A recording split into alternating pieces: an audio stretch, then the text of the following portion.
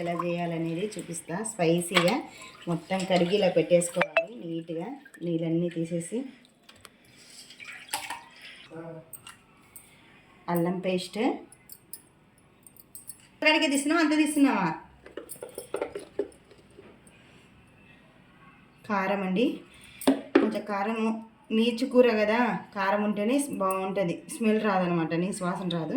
2 spoons కారము, పొట్టించిన కారం కాబట్టి కొంచెం కారం ఎక్కువ ఉంటుంది.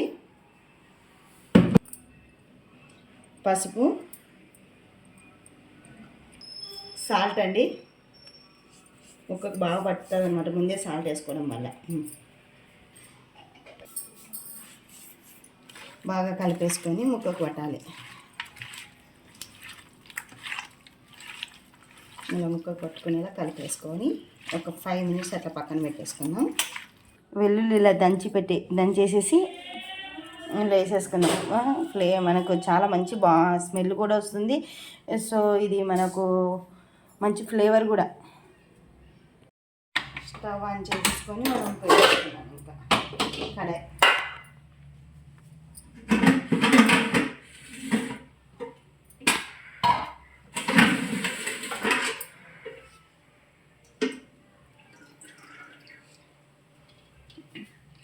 ఆయిల్ తగినంత, అంటే మనకు కూరను బేస్ చేసుకొని, నేను కిలో కూర తీసుకున్నా కాబట్టి ఒక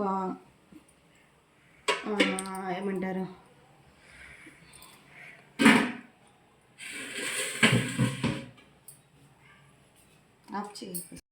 కడాయిలో వేడి చేసేసిన తర్వాత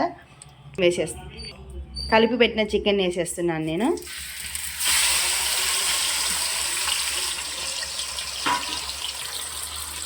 నాలుగు పచ్చిమిరపకాయలు, కరివేపాకు, పచ్చిమిరపకాయలు అన్నీ వేసేసి మగ్గించాలి. మళ్ళీ కొద్దిసేపు మూత పెట్టేసుకుందాం. ఆ నీళ్ళంతా దగ్గరకు వచ్చి కూర ఉడికే వరకు పెట్టుకోవాలి. చూడండి ఎలా వాటర్ అంతా ఇమికిపోయిందో, అలా ఇమికిపోతేనే మనకు నీచు వాసన కూడా రాదనమాట. చేసేసుకోండి. ఇప్పుడున్న పరిస్థితులలో సన్నగా ముక్కలుగా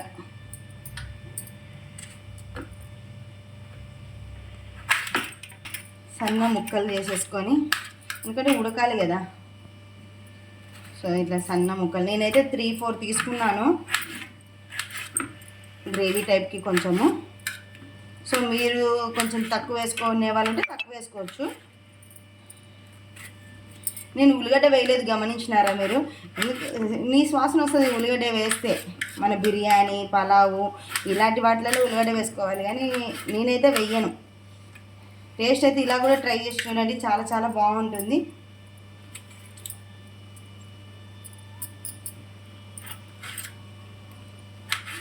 పూరి కాంబినేషన్లోకి అనేసి చేస్తున్నాను ఈరోజు. మళ్ళీ ఆఫీస్ టైం అయిపోతుంది, తొందర చేసేసి. ఓకే, ఇలా కట్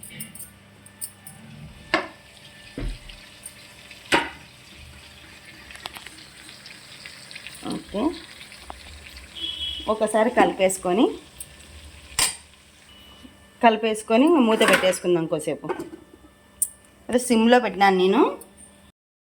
ఒకసారి మూత తీసేసి చూడండి ఎంత బాగా అయింది దగ్గరికి, నీ వాసన అనేది ఉండదు. ఇప్పుడు ఒక గ్లాస్ వాటర్ వేసేసుకుందాం చాలు. మేము 3 మెంబర్స్ కదా, ఒక గ్లాస్ వాటర్ చాలా ఎక్కువైపోతుంది. నేను ముందే చెక్క, లవంగ, ఇలాచి అన్నీ పొడి కొట్టుకొని పెట్టుకుంటా. ఇట్లా ఒక మనకు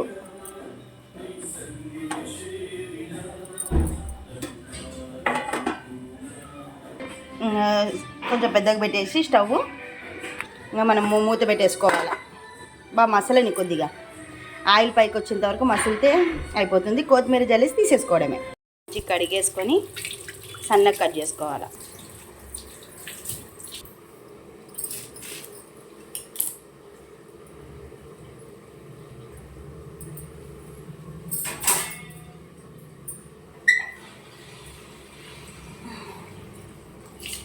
ఇంకా సన్న ఇసుక ఉంటుంది ఇందులో.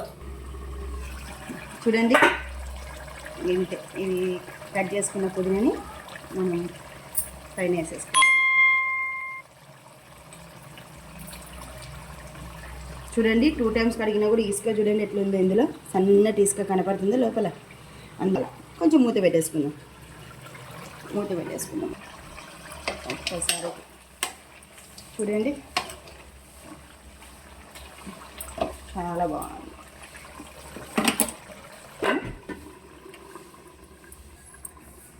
ఫైవ్ మినిట్స్ అయిపోయింది. తిని టేస్ట్ ఎలా ఉందో చెప్తా.